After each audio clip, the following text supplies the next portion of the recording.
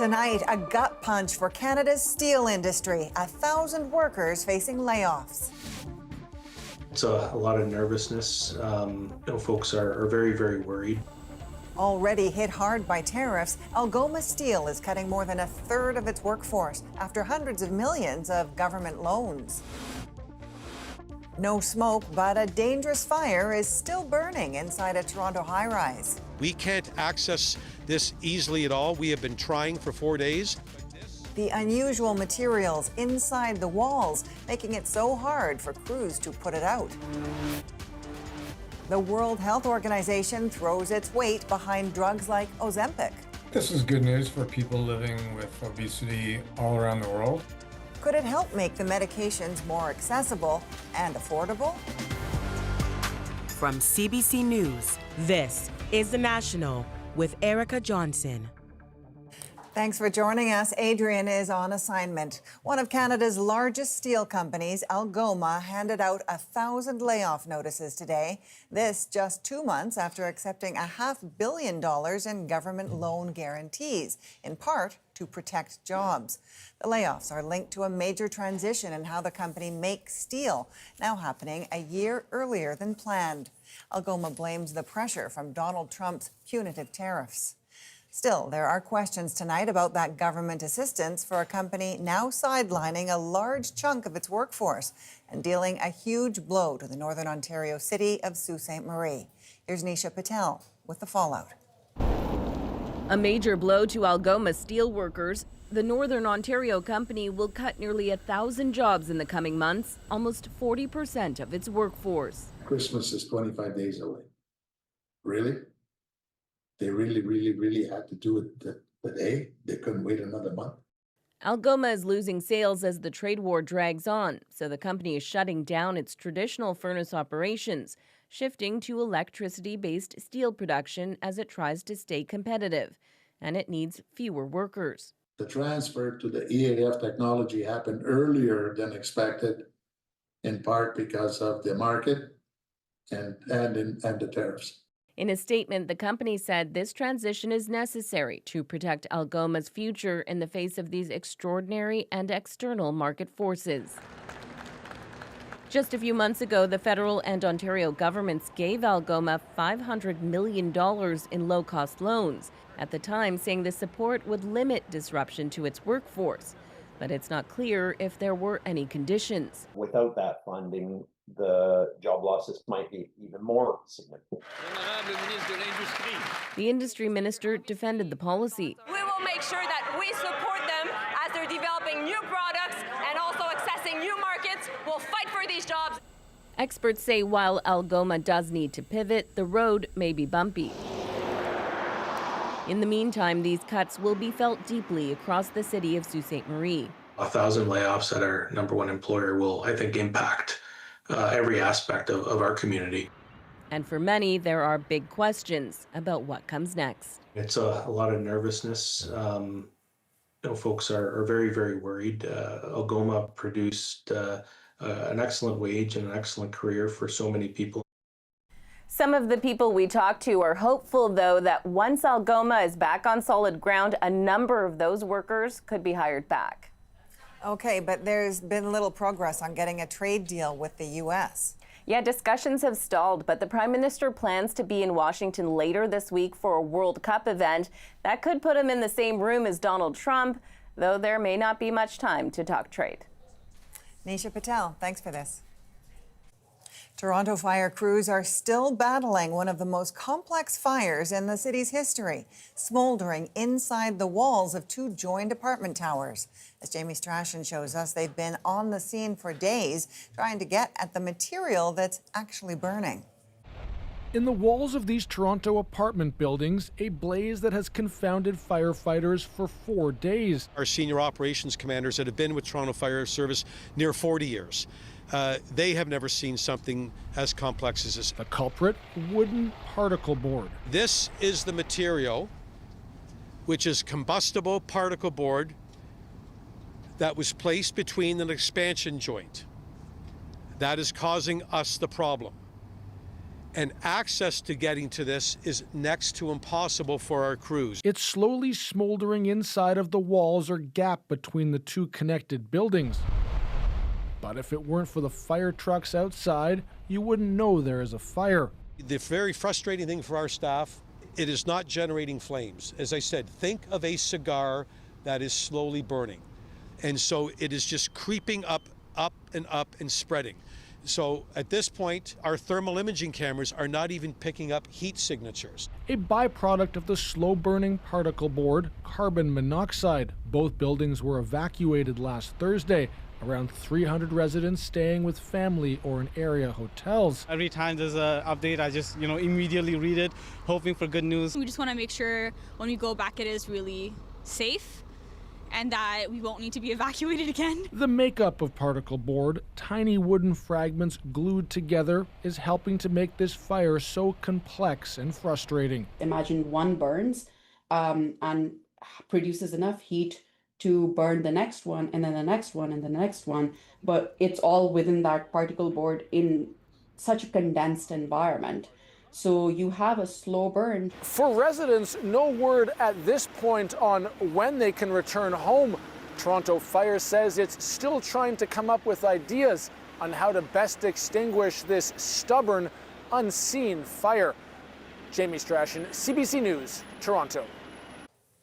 A search is now underway at another Manitoba landfill for the remains of a murdered Indigenous woman.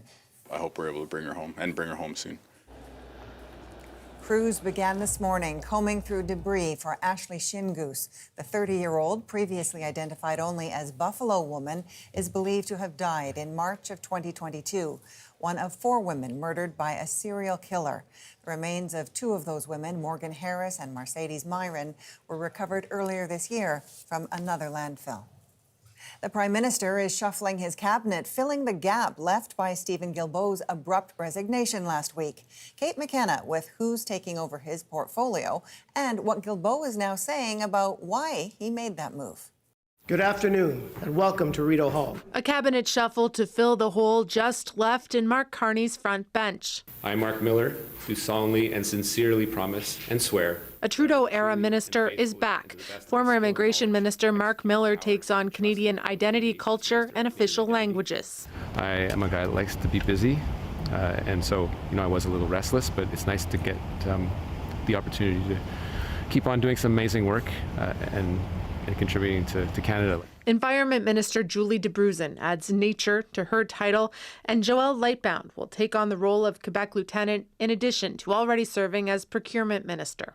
It's an important role in federal politics and in Quebec politics, and I look forward to getting to it I'm sure with the advice of Stephen Guilbeault, who's been an outstanding Quebec lieutenant. Guilbeault resigned last week after the Prime Minister signed an energy deal with Alberta, rolling back some of the environmental policies former Minister Guilbeault enacted. On Sunday, he appeared on Radio-Canada on the popular French-language talk show Tout le monde en parle. Ça a été une semaine difficile. He says last week was hard and that he continues to support Mark Carney, but Alberta Premier Danielle Smith is not a reliable partner. Talk about an unwilling and hostile partner, defines Stephen Guilbeault. And I'm quite glad to see him go and not have the influence in caucus that he clearly had under the previous administration. I have a lot of respect for Stephen and what he's done for the country. He's a very emotional guy, passionate about the environment and Canada. He leaves some big shoes to be filled. With this shuffle, Mark Carney promoted 2 MPs from Quebec, perhaps an acknowledgement that Stephen Guilbeault's departure might be celebrated as good news in Alberta, but less so in Quebec. Kate McKenna, CBC News, Ottawa. For the first time, the World Health Organization is backing GLP-1 drugs for treatment of obesity. They're already wildly popular, sold under brand names like Ozempic and Mounjaro. As Jennifer Lagrassa explains, some hope this new move will open access for those in need.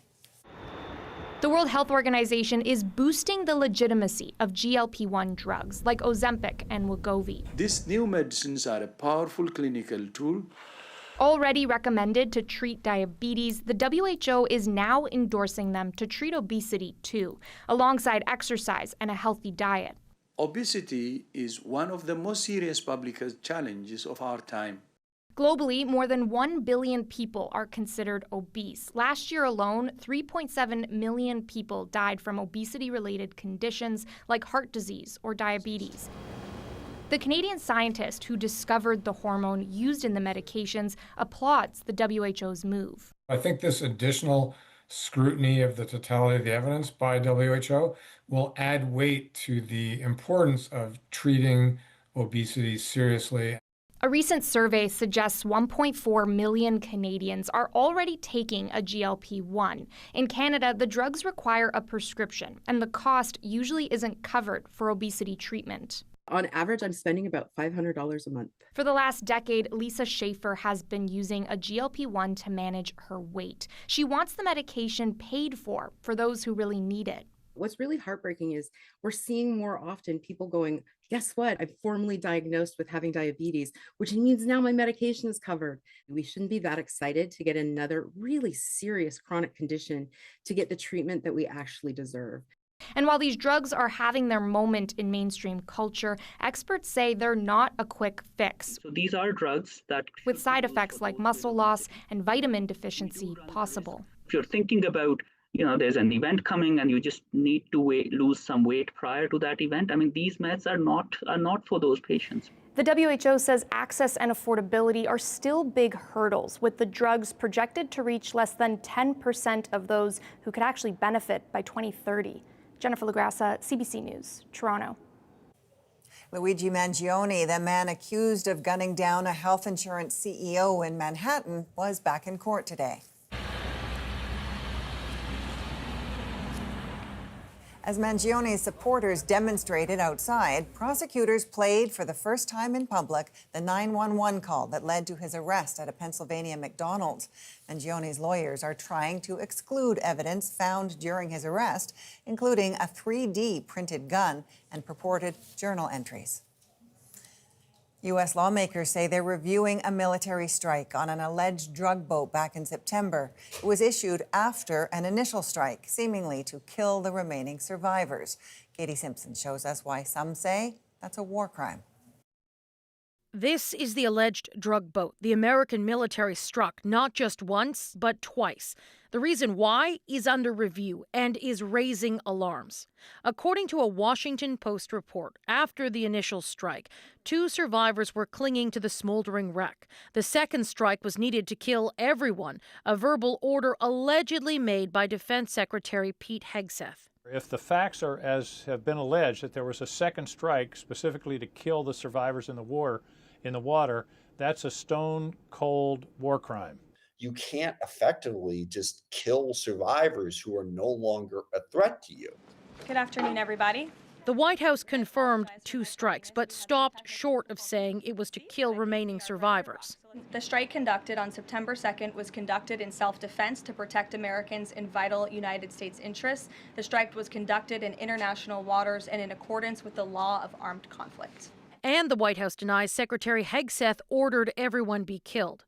Hegseth dismissed the story as fake news, saying it was fabricated, inflammatory, and derogatory reporting, defending himself with this social media post, a fake cover. Franklin targets narco-terrorists that put American flags on this beloved Canadian children's character.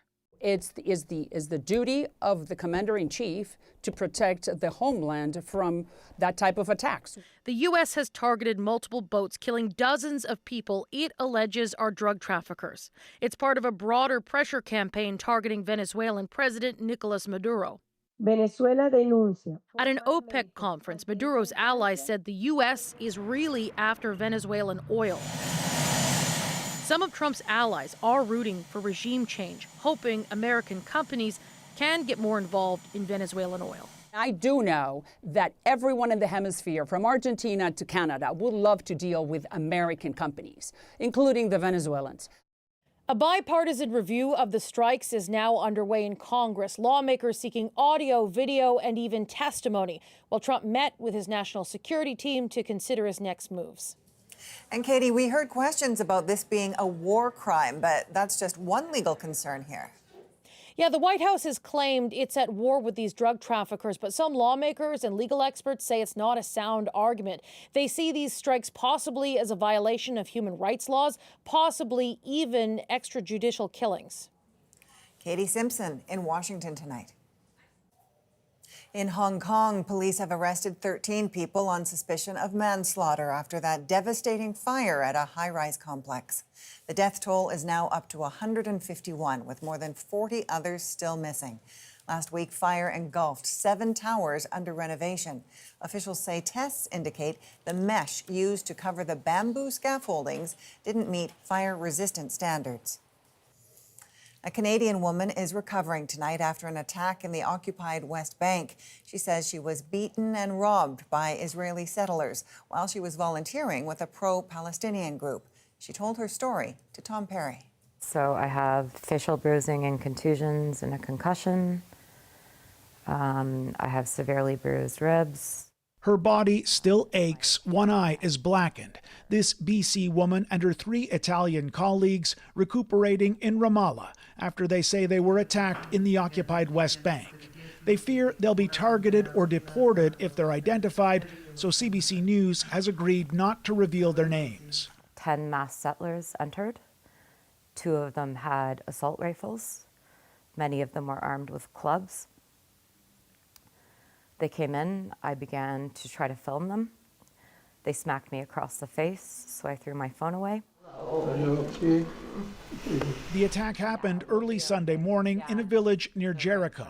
The group was there helping local Palestinians keep watch against attacks from a nearby settler outpost. And the only time that I was afraid was because I could hear my 2 other comrades but not see them being violently beaten and screaming for help.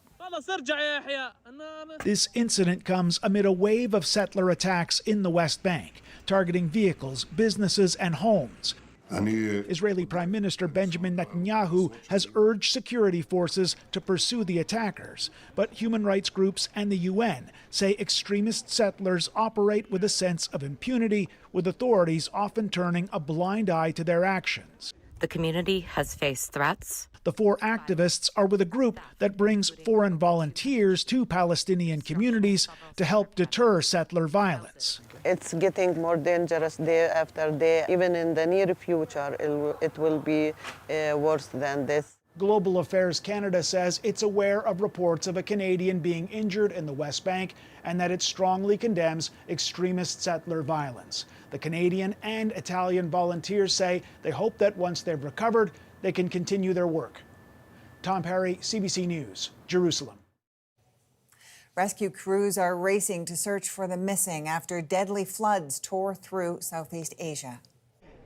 The issue is, getting into the communities where the waters are still high and getting people out safely.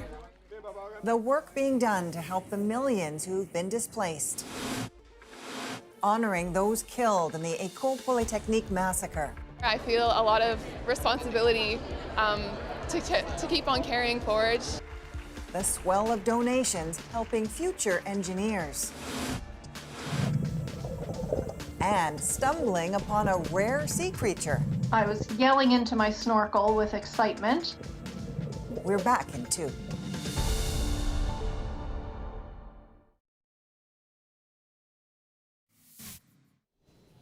Days after Airbus was forced to repair more than half of its global fleet over a flight control software issue, the world's top plane maker is reportedly scrambling to fix flaws on some fuselage panels.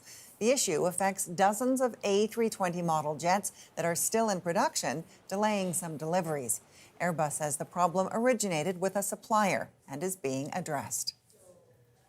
Recovery efforts are underway across parts of Southeast Asia tonight after a massive storm left over 1,100 dead. Many more remain missing and millions displaced. As Miranea shows us the scale of the devastation and the rush to get aid in. Roads turned into rivers, the aftermath of Southeast Asia's catastrophic storms. Monsoon rains, a cyclone, and a typhoon battered Indonesia, Malaysia, Thailand, and Sri Lanka, killing over 1,000 people and displacing millions more. This building used to be my house, says this Indonesian man. This was a mosque, that was my parents' house. It's all been destroyed by some of the heaviest rainfall the region has seen in decades. In the night, things were normal, says this woman living in Sri Lanka. By next morning, everything was underwater, including our house. As the waters recede, authorities continue to search for hundreds of people who are still missing, while survivors try to salvage what's left of their belongings. In Sri Lanka, military personnel have been deployed to deliver fuel, water, and other critical supplies. It's a difficult wait for Taruka Kanangra. She lives in Newfoundland, but her parents are still in Sri Lanka. She plans to travel there soon to help with relief efforts. It is such an important part of our life that when a disaster like this happens, we give in 200%. Meanwhile, others are raising money for the victims. There's so many things that they need to, any little bit of funds will help. But right now, the focus is still on the immediate aftermath and rescuing those stranded. The issue is, getting into the communities where the waters are still high. They are still high. But the need is so great, the damage so severe, it's expected the region will need help for months to come. Yasmin Ghaneya, CBC News, Vancouver. After months of escalating tariffs imposed by the U.S., some Canadians have found new ways to thrive. A lot of other businesses would think we were crazy. It's a wild time. Why there's hope the buy local movement will only grow stronger. And the lingering concerns about the rise of Ozempic. Weight loss through muscle loss is the unhealthiest way to lose weight. The National breaks down the stories shaping our world. Next.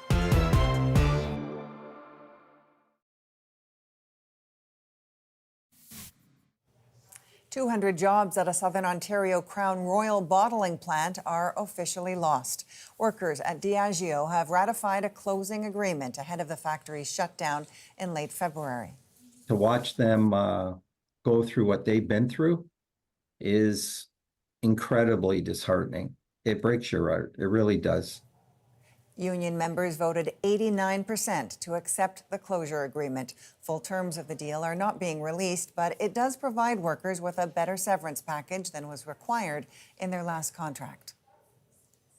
36 years after the horrific École Polytechnique shooting in Montreal, a scholarship aimed at remembering the victims is now expanding drastically. Sarah Levitt on how this new support is helping future female engineers. One by one, 14 female engineers took to the École Polytechnique stage to accept their scholarships and white roses. One for each of the 14 women killed in the December 6, 1989 massacre. The flowers represent those victims, targeted by a gunman who stormed a classroom, ordering the men out before opening fire. The Order of the White Rose program transforms the pain of the lives lost that day into hope for the future, the school's president says. Since 2014, a $50,000 scholarship has been awarded to a Canadian female engineer to continue her postgraduate education. This year, for the first time, the school increased the number of recipients, the result of a surge in donations. I feel a lot of responsibility to keep on carrying forward engineering for women in the future. The Order of the White Rose Hall of Fame is the school also recognizing Nathalie Provost for her commitment to women in engineering, making her the first member of a newly formed Hall of Fame. Provost, now a Liberal member of Parliament, was injured during the shooting. I was in the first class on December 6th. We were gathered all together in the corner of the classroom. So seeing them all together like that was extremely emotional and powerful to me. Her message the same as it was 36 years ago. I ask every girl in Quebec and everywhere in the world who wants to be an engineer to keep this idea in their mind I loved what you said today. Thank you so much. The goal now to maintain 14 new scholarships each year in hopes of inspiring new generations of female engineers. Sarah Levitt, CBC News, Montreal. Now it's time to dig deeper into the stories shaping our world. Ozempic and similar drugs now backed by the World Health Organization, though with a caveat. Medication alone will not solve the obesity crisis. We speak with the Canadian doctor who helped identify the GLP hormones. But first, We're investing in Canadians in Canada. Nothing's going to stop us. in a time of uncertainty, why some Canadian businesses are going on offense. With no sign that the U.S. will ease its tariffs, Nick Purdon checked in with 3 Canadian entrepreneurs to see how they're not just surviving, but thriving. Everybody must go through this entrance.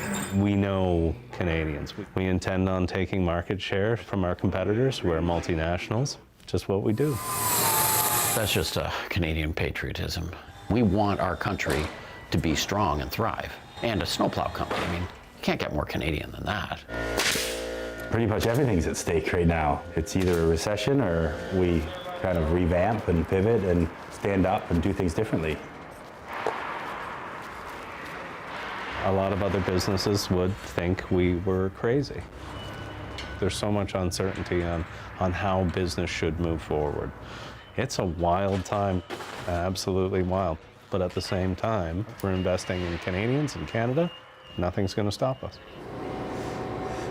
What are you going to show me? We're heading to Phoenix 2. It's one of our largest machines in that room that makes water ice.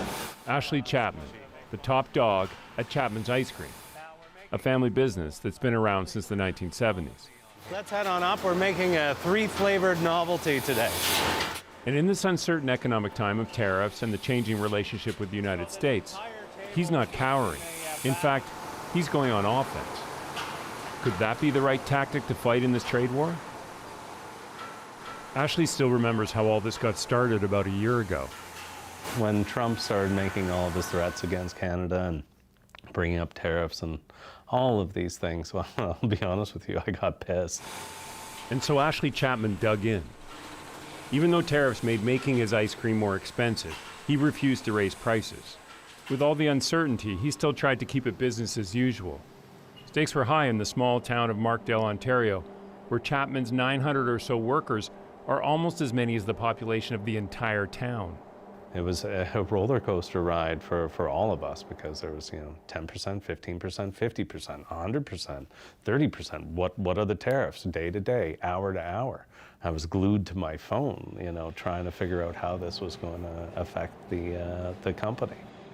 For years, Chapman's imported nuts and fruits from the U.S., but suddenly that wasn't an affordable option. And to make matters worse, the tariffs hit right when the company was about to do the biggest expansion in its history. There's, a sinking feeling in the pit of my stomach that, oh my God, what are we doing here? Should we stop? What should we do? In the end, Ashley didn't play it safe. Production at the plant was at capacity, so we went all in on the expansion. All right, so this is it. This is the expansion, 175,000 square feet, 2 production halls right here, 6 top of the line, you can't get any bigger, production machines for making novelties. When you look at this, what do you think about? Money. $200 million is the price of the expansion and the risk Ashley is taking. What he had on his side is that even in uncertain economic times, it's proven that people will still buy ice cream. It's an affordable way to treat yourself. Still, that's not exactly a guarantee. I mean, what are you betting on? We are betting that Canadians will support Canadians and we'll buy more of our products. That's what we're betting on. In my career, I've seen so many Canadian family-owned businesses sell. And sell to multinationals, sell to just American companies. And it's just, I guess, in our nature to double down. And we know Canadians. We feel we know Canadians. The numbers suggest it may be a smart bet. One recent poll says that 80% of the Canadians who prioritize buying Canadian will continue to do so even after the trade war ends. It's one thing to buy Canadian when you're looking for ice cream. I want you to meet someone who made maybe the biggest buy Canadian bet of all. Buying Arctic snowplow is a buy Canadian move. It means an American's not buying it. And buying Canadian means the company remains in Canada. More money stays in Canada. That's Jim Still, one of the most successful entrepreneurs in the country. He was a founding board member at BlackBerry. He owns Danby Appliances. And recently, he bought Arctic Snowplow, a company with 25 employees. Was there a sense of pride that you kept this company Canadian? I'm very proud that I kept it Canadian. Snowplows are heavy and mostly steel. And what kind of steel do we buy? Only Canadian steel. Simple. So here's the laser cutter, which cuts the various shapes of metal. Jim tells me that only 1% of the material in every snowplow comes from the U.S. He says he used to rely a lot on America for parts. This was all laser cut first. Not anymore. How would you say our relationship has changed with the United States? The trust is broken. You can't undo the trust. It's like infidelity in a marriage. If someone cheats, you can't uncheat. It will take years or decades to rebuild that trust. And who cheated in this relationship? The United States. But Jim sees a silver lining to where we're at with the U.S. Tariffs are a business person's nightmare, but an entrepreneur's dream. And the reason it's an entrepreneur's dream is it creates change. And whenever there's change, there's opportunity. I actually have a list of everything that is made in USA that is being imported to Canada. And we look through the list to see what can we make. The trade war means the old ways of doing things don't apply anymore. So could we really be in a golden time for entrepreneurs? So basically we pre-cut all the parts up this wall. Derek Knott just moved back to Canada from Europe to start a business. He believes he has a winning idea. I see a need in Canada. We need to create a future where there's affordable housing here for our daughters, our students, our young Canadians, our new Canadians. Derek builds prefab houses in this factory in his hometown of Sault Ste. Marie, Ontario. He believes his business, Great Lakes Modular Homes, can help with the housing shortage in the country. I'm confident that we can use this situation right now to turn and make it into a positive. I kind of feel like it's an enlightenment for the Canadian economy right now to realize that we have everything we need here. That we don't need to sell to the States or buy from the States, that we can use our materials and make our own stuff and create our own economy. Derek sent me this video of one of his houses being put together. Think houses in a box. The idea is they can be shipped anywhere in the country. Derek hopes to soon sell as many as 40 prefab houses in a year. We're going to go fully automated in this shop, so the material will come in this door, go into an automated saw that cuts all the parts out to the 1/10 of a millimeter, goes across here to an automated assembly line for sheeting, insulation, with a bridge, and out the door. You want to jump in there? Derek tells me that to date, most prefab houses were built in the U.S., and he wants to change that. You push in. I decided to do this because I think the time is now, right? We need to react. And there's more opportunity than we think. That we don't need to live by, being scared or whatever, but it's time to act and create things here in Canada. The trade war has severely impacted parts of the Canadian economy, but it also seems to have started something. Canadian businesses aren't just sitting by. Ashley Chapman tells me he gets calls all the time from people who want to do business with him. Canadian companies are stepping up all across this country and doing things that they never would have done before if this hadn't happened. I think that the current situation is going to mean a lot for Canadian businesses. I would be willing to bet today that in 5 years from now, we're going to look back as a country and say, well, you know what? The positives far outweigh the downsides of what's happened. It's a great time to be running a Canadian company, despite all of the noise from down south. Nick, I think a lot of people will remember when Donald Trump first imposed those tariffs, the predictions for the Canadian economy were pretty dire. Yeah, it's actually surprising, Erica. At the start of the tariffs, Canadian GDP was expected to go way down. Job losses were supposed to go way up. Analysts really talked about the worst. And almost a year into it, it hasn't been as bad as all that. The Canadian economy actually beat expectations this past September, adding 60,000 jobs. And many of those gains were in manufacturing, which is, of course, vulnerable to tariffs. And employment was up again in October.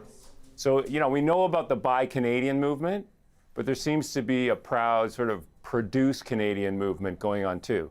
And of course, companies aren't out of the woods and there's ongoing uncertainty. But kudos to Canadian businesses. I guess sometimes we don't know what we're capable of until we have to be capable of it. Is so true. Thanks for this, Nick. Nick You're Burton welcome. in Toronto. Coming up, a recommendation from the World Health Organization for Ozempic and other weight loss drugs. Globally, more than 1 billion people are living with obesity. I'll speak with the Canadian researcher who helped identify the key hormones in your gut. Next.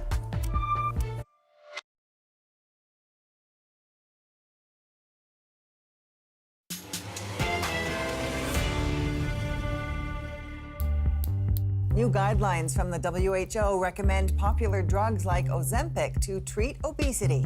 These new medicines are a powerful clinical tool offering hope to millions. At least the millions who can afford it. These medicines could contribute to widening the gap between the rich and poor. So many stories from people using these drugs and so much interest in them. Who better to talk to than the researcher who helped discover the GLP-1 hormone that led to the development of Ozempic? Dr. Daniel Drucker is in Toronto. Dr. Drucker, the World Health Organization is conditionally recommending GLP-1 drugs to treat obesity. Of course, they were originally developed to treat type 2 diabetes. So how significant is this announcement? I think it's very important. We've had a great deal of difficulty in many communities with recognizing obesity as a serious disease, with obtaining reimbursement for these GLP-1 medicines. So the fact that the WHO has looked at the totality of the data and come down on the side of these medicines being important to improve human health for people living with obesity, I think it's a big step forward. Well, it's estimated now roughly 1 million Canadians are taking drugs like Ozempic for weight loss and diabetes. How effective are they for treating obesity? How much weight are people losing?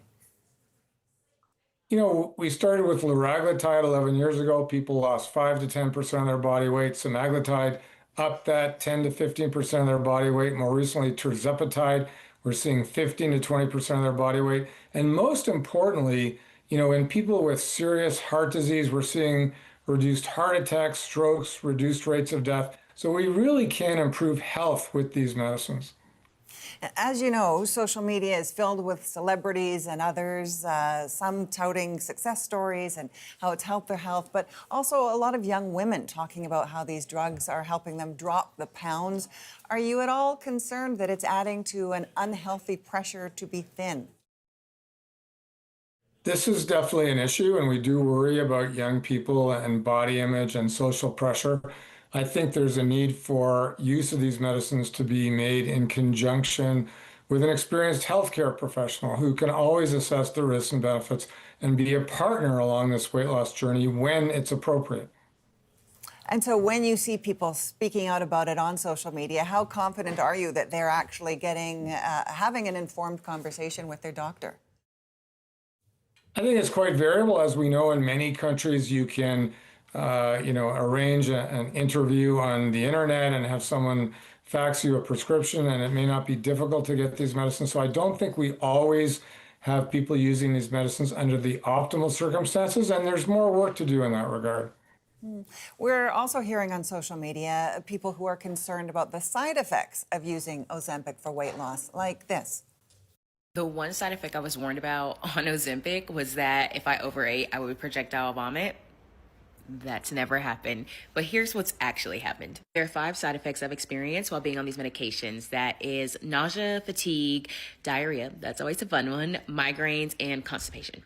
A study by the New England Journal of Medicine have found that 40% of weight loss that you experience from taking Ozempic will come from muscle loss. And weight loss through muscle loss is the unhealthiest way to lose weight. So those are some pretty nasty side effects, projectile vomiting. We also heard about muscle loss.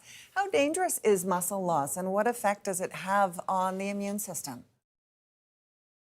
So when we lose weight, whether it's diet, exercise, bariatric surgery, God forbid, a serious illness, we always lose a proportion of lean mass as well as fat mass. The reality is when we do surveys of people in these weight loss studies over the long term, and we ask them, how strong are you? How energetic are you? Can you do more? Can you exercise more? People actually feel healthier and stronger on these medicines. Now, is there a possibility that someone who's older and more frail might develop some weakness? Of course, but the vast majority of patients find that their health is improved rather than deteriorated after weight loss with these medicines. It's interesting, and I'm curious about the long-term effects. We know that people have to stay on these drugs long-term because stopping them often leads to regaining weight. Do we know enough about what possible risks or side effects there could be from taking these drugs essentially forever? So we never know everything, right? So, forever is a long time. These medicines were first approved for type 2 diabetes in 2005. So these are not new medicines. One can argue, however, that semaglutide has been around for, less than 10 years for obesity. Tirzepatide has been around for only 3 years or so. So there's always more to learn, but we have used these medicines in probably hundreds of millions of people with type 2 diabetes, most of whom are also living with obesity. So we'll always be vigilant about what we don't know, but these are not new medicines with an unproven safety record. As part of its announcement, the World Health Organization also stressed that access to these drugs is still a major barrier. How concerned are you that as more people use them for weight loss, there will be shortages for those who might need them for diabetes?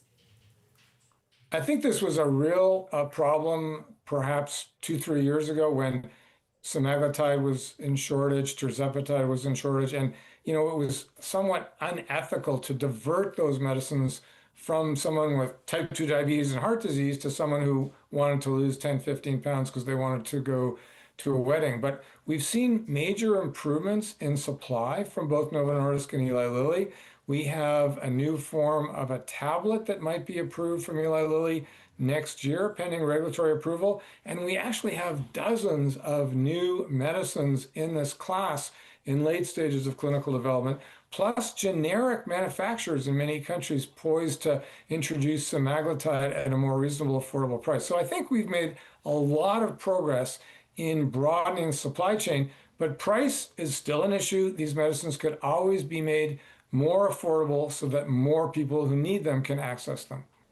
Well, it sounds like there is a lot more to watch on this front. Thanks for your time today. Thank you.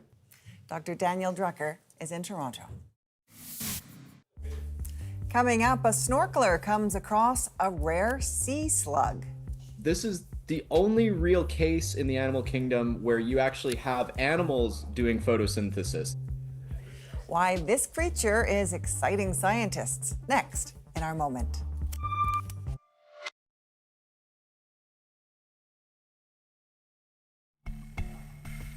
This is a very rare sea slug that can do something very few animals can do: photosynthesize, just like a plant. A snorkeler in Halifax recently came upon the creature, a finding that has scientists overjoyed. And that unique sighting makes our moment. It's incredible that a sea creature could look like a tree leaf. I was yelling into my snorkel with excitement. Hunter Stevens was able to identify it like right there while I was still in the water with it. I was looking at the pictures, my eyes really just were probably as wide as dinner plates. I immediately recognized them as Eastern Emerald Alicia, which is this really rare and remarkable photosynthetic sea slug. It's got this really weird ability to use the sun to make food just like a plant would. This is the only real case in the animal kingdom where you actually have animals doing photosynthesis. And in order to photosynthesize, it needs to maximize the amount of sunlight that it's catching on its body. The sea slug has evolved to look like a leaf. Pretty excited to see a creature that I'd never seen before. It's really amazing to know that you can just go for a walk or a swim in your backyard and come out with a really scientifically significant observation. Okay, that is pretty cool. A sea slug adapting, so it looks like a leaf. And apparently Ellie has gone back to that area a couple of times now, and she's seen hundreds of these very special sea slugs. And Hunter says the fact that there are so many of them is actually a good sign. It shows that we have a healthy ecosystem. From all of us at The National, thank you for being with us. I'm Erica Johnson. Take care.